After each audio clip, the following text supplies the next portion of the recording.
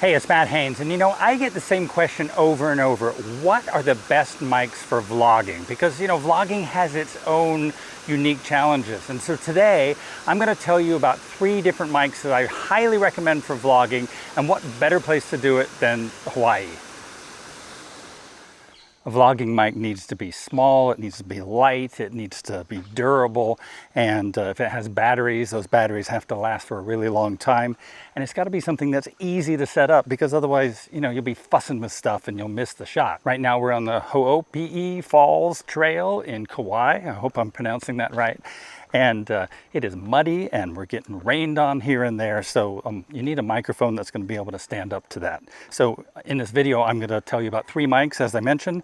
The first one is my overall pick. The second one is actually the one that sounds best and is cheapest. The third one is the one you want for ultimate stealth. The first microphone I want to tell you about is a wireless microphone, and it is the one I'm using right now. It's the Neewer CM28, and I recently switched to this from another wireless system. And in fact, I reviewed this a little while back, so you can go check that full review if you want. But the nice thing is, first of all, you get 2 transmitters, 1 receiver, you get a charging case and a pouch.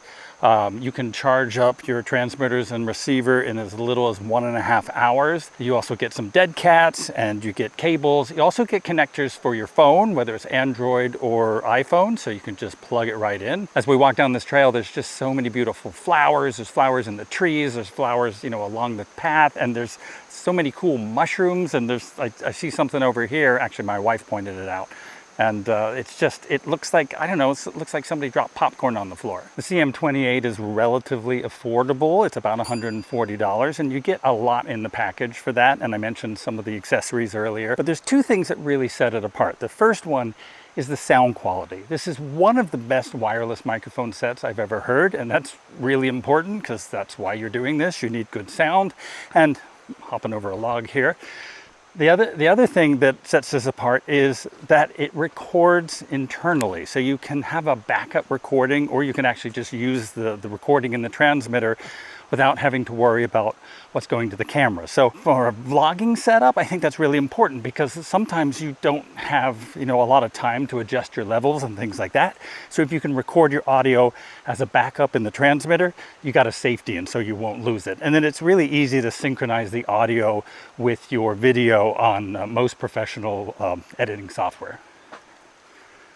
Now, there are a couple of things I wish the Neewer system did that it doesn't do, and the first one is that it's only 16-bit, it's not 24-bit. In everyday use, that's not really a problem, but I guess I just feel like it could have been 24-bit, so why isn't it? And the other thing is, I wish that recording internally was automatic. You actually have to hold a button down to get it started. If you're familiar with the Rode Go-To wireless system, you can set it up so that it just starts recording automatically, going under a log again. And then it just deletes older files and keeps the newer ones. So that way you don't have to remember to hit record. On the CM28s, you do have to remember to hit record. But that's, you know, considering the price difference between that and the Go-To wireless system, I think that's not that big a deal. So overall, this is my favorite wireless set. But you're probably asking yourself, can't I just use the internal microphone on my phone or my camera? And yeah, you can, but to a very limited extent, because there's 2 problems. Because the microphone is built into your phone, if you get any distance away at all from your phone, you get all sorts of background noise, and if you're indoors, you're getting all these room reflections. The other problem is wind. Your phone and your camera are just not equipped to handle wind well, and it just can ruin your audio. Most cameras aren't equipped to handle the wind either, as you can hear right now. Fortunately, my Sony ZV-1 has a dead cat you can put on top. So this dead cat for the Sony ZV-1, it does cut down on the wind a little bit, but it's still, this is pretty extreme conditions. Which brings me to my second choice for microphones, which is the Deity V-Mic Mini. It's a mini shotgun mic that mounts on your camera. And for its size, it has a really big dead cat. It's really good at cutting down on wind noise. And it's got several advantages over wireless microphones, but it's also got one disadvantage, and it's a pretty big disadvantage, which is why it's not my overall favorite. So advantages, well, First of all, it's a cardioid microphone, so that means it picks up sound from the front, but tends to reject sound from behind it. Now, your typical wireless microphone is actually omnidirectional, which means it's picking up sound from all directions. So that means you can use a cardioid microphone like this to help cut down on background noise if the background noise is coming from behind you. Another advantage is the sound. It actually sounds better than most wireless microphones, and I think that's because of the size. The actual microphone diaphragm is bigger, so it can pick up more low frequency response and just has a wider frequency response in general. And one really big advantage is that it only costs $50. The wireless systems that I talk about in this video are both $140 each. So from a cost saving standpoint, that's a big deal. Now, this microphone will work with phones. However, it is primarily designed to be put on top of a camera. It comes with TRS cables, mini jack cables, but if you're going to plug this into a modern iPhone or Android, you're going to need a separate cable. And one more advantage, I talked about this earlier, it's got that giant dead cat. Because it's a larger microphone, you can put a larger dead cat on it, and it reduces wind noise more than those tiny little dead cats that are on wireless microphones. So what's that big disadvantage? Well, you've probably guessed it already. This is an on-camera microphone, so you still have the same problem that you would with using the internal microphone, and that means if you get further away from the microphone, you're going to pick up a lot more background noise, especially indoors, and just reverberation and things like that. So that's the one thing that keeps me from using this more than I do. Now, if your style of vlogging is typically holding a camera and talking to it, and it's always, at arm's length or closer, then having an on-camera microphone like a mini shotgun microphone makes a lot of sense. But otherwise, you might find a wireless microphone more useful. All right, so what was that stealth option I was talking about? Well, before I get into that, I've got to explain this completely different environment I'm in. I mean, this is 180 degrees from Hawaii. I'm actually in Corvallis, Oregon, and I've got my OSU hat on because I'm at Oregon State University. And now you're listening to the Hollyland Lark M2 wireless system, and it's the smallest wireless system I've ever seen. And it does have a couple of things in common with the Neewer CM28 system. It goes for about $140, just like the Neewer system.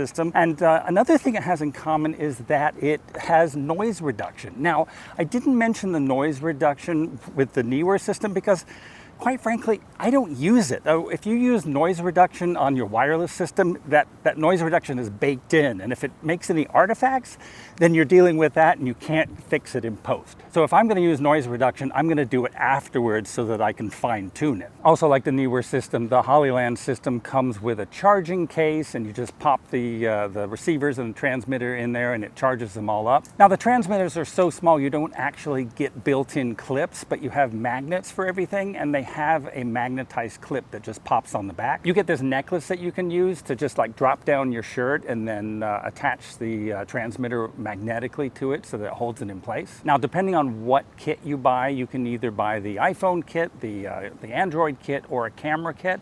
I have the camera kit, so it's got a mini jack to plug into my camera, but it also comes with cables for phones. So this kit you can actually use with pretty much any device. Now, these units do come with dead cats, and you would think the world's tiniest transmitter should come with the world's tiniest dead cat, but it doesn't actually. And this is one of the downsides to this system. The dead cat actually covers the entire transmitter, and I don't know, that really sort of undermines the whole stealthy aspect of it because it's just this giant fur ball on your chest. Now, the other downside to these microphones is that for the same price as the Neewer system, you don't get internal recording. Now, I don't think there would be room. I mean, these things are so small, they probably can't fit the circuitry and things like that, but it would be nice if they had internal recording, but they don't. However, considering the size of the Hollyland set, I'm impressed with how good they sound. Now, I think the Neewer system sounds slightly better, but considering how small they are, I mean, normally physics starts into play when you're dealing with size. Small microphones don't have as much low end and things like that, but the Hollyland, they sound pretty darn good. So if you need an extremely small size and you don't care about internal recording, the Hollyland Lark M2 system is a really great way to go. Now, there are obviously tons of wireless microphone systems out there, and there are also quite a few on-camera shotgun microphones out there,